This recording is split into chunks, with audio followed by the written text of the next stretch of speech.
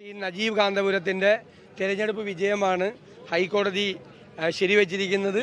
അതിനെ ഞങ്ങൾ സ്വാഗതം ചെയ്യുന്നു. തെറ്റായിട്ടുള്ള ഒരു വാദം ഉയർത്തിയിട്ടാണ് അങ്ങനെ ഒരു തിരഞ്ഞെടുപ്പ് കേസ് ഉണ്ടായത് എന്നത് ഇതോടുകൂടി വ്യക്തമായിരിക്കുകയാണ്. ശ്രീ നജീബിനെ ഞാൻ പ്രത്യേകമായി അവസരത്തിൽ അഭിനന്ദിക്കും.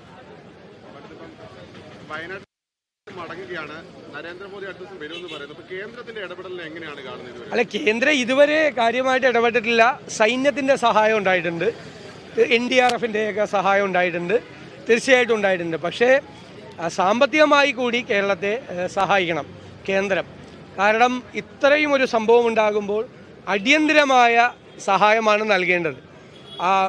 DRFിലേക്ക് കൊടുക്കുന്ന ഫണ്ട് മാത്രമല്ല, സ്പെഷ്യൽ അസിസ്റ്റൻസ് ആണ് വേണ്ടത്. സ്പെഷ്യൽ പാക്കേജ് സംസ്ഥാനത്തിന് വേണം. വയനാട് പുനരധിവാസ പ്രക്രിയയ്ക്കും വയനാട് ഭാവിയിൽ അപകടമുള്ള സ്ഥലങ്ങളിൽ നിന്ന് ആളുകളെ മാറ്റിപ്പാർപ്പിക്കുന്നതിനും അപകടത്തിൻ്റെ ആഘാതം കുറയ്ക്കുന്നതിനും വേണ്ടിയിട്ടുള്ളൊരു വലിയ പാക്കേജ് ഉണ്ടാകണം. ആ പാക്കേജിന് വലിയൊരു കേന്ദ്ര സഹായം ആവശ്യമുണ്ട്.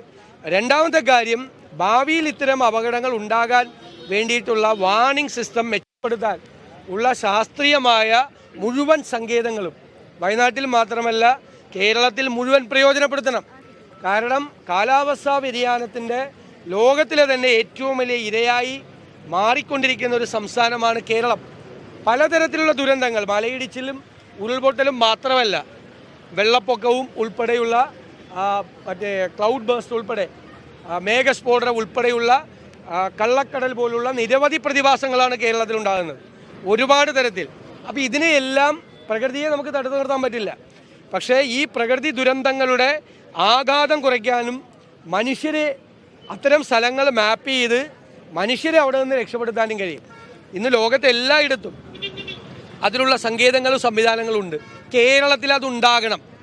അപ്പോൾ ജിയോളജിക്കൽ സർവേ ഓഫ് ഇന്ത്യ, കേരളത്തിലെ ജിയോളജി ഡിപ്പാർട്ട്മെൻറ്റ്, കേന്ദ്രത്തിലെയും സംസ്ഥാനത്തെയും കാലാവസ്ഥാ വകുപ്പുകൾ, അതുപോലെ തന്നെ ഡിസാസ്റ്റർ മാനേജ്മെൻറ്റുമായി ബന്ധപ്പെട്ട സംവിധാനങ്ങൾ, നാഷണൽ ഡിസാസ്റ്റർ മാനേജ്മെൻറ്റ് സെൻറ്റർ, കേരളത്തിലെ ഡിസാസ്റ്റർ മാനേജ്മെൻറ്റ് സംവിധാനം, ഇവരെല്ലാം കൂടി സംയോജിച്ചുകൊണ്ട് ലോക നിലവാരമുള്ള ഒരു വാർണിംഗ് സിസ്റ്റവും ഇവാക്യുവേഷൻ സിസ്റ്റം, അപകടം ഉണ്ടാകുമെന്നറിഞ്ഞാൽ ആളുകളെ മാറ്റാൻ വേണ്ടിയിട്ടുള്ള സംവിധാനങ്ങൾ ഉണ്ടാക്കണം.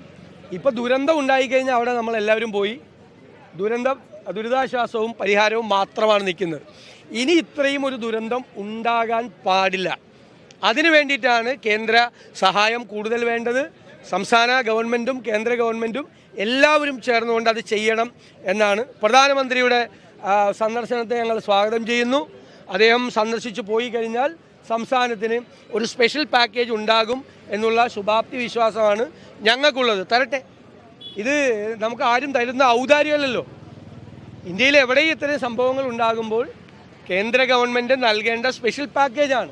കേരളത്തിന് അതിന് അർഹതയുണ്ട്. കേരളത്തിന് അത് നൽകിയേ മതിയാവൂ. ശ്രീ രാഹുൽ ഗാന്ധി അടക്കമുള്ള കേരളത്തിലെ MP-മാർ പാർലമെൻറ്റിൽ ഇരുസഭകളിലും അതിശക്തമായി ഈ ആവശ്യം മുന്നോട്ട് വെച്ചിട്ടുണ്ട്. ദുരന്തത്തെ നേരിടാൻ വേണ്ടിയിട്ട് കുറച്ചും കൂടി പരിസ്ഥിതി സംരക്ഷണം